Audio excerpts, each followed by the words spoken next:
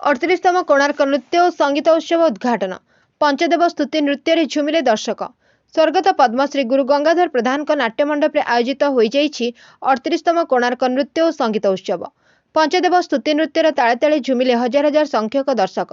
नृत्य गुरु स्वर्गत गंगाधर प्रधान द्वारा प्रतिष्ठित यह नाट्य मंडप प्रतिवर्ष फेब्रुआरी 3 दिन धरी यह उत्सव पालन हो आसुवा बेले चलित वर्ष केतेक असुविधा कारण को नहीं गोटे दिन पर यह उत्सव आयोजित होईछि।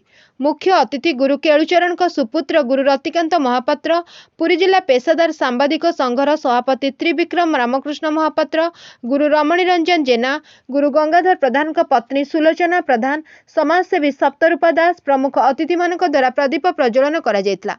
प्रथमे बाबा बालुंकेश्वर घंट मर्दल ग्रुप डिमिरी सेना कलाकार मान द्वारा घंट और मर्दल ताଳରେ चित्ताकर्षक नृत्य परिवेषण करा जायतिला।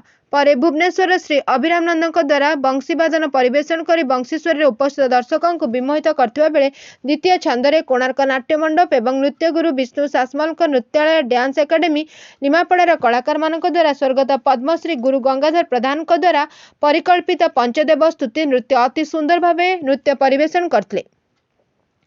सृजन डांस एकाडेमी भुवनेश्वर पक्षरु गुरु रतिकांत महापात्र द्वारा ओडिसी नृत्य शिव तांडव और सूर्य वंदना नृत्य अति निखुण भाव परिवेषण करथिले कलाकार माने।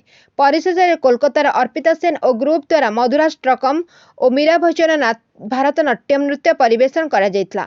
एही कार्यक्रम को कोणार्क नाट्य मंडप वरिष्ठ गोटीपुआ गुरु जयकृष्ण नायक, गुरु विष्णु सासमल, नाट्य मंडप संपादक शिवाशीष प्रधान समस्त कर्मकर्ता माने परिचालना करथिले।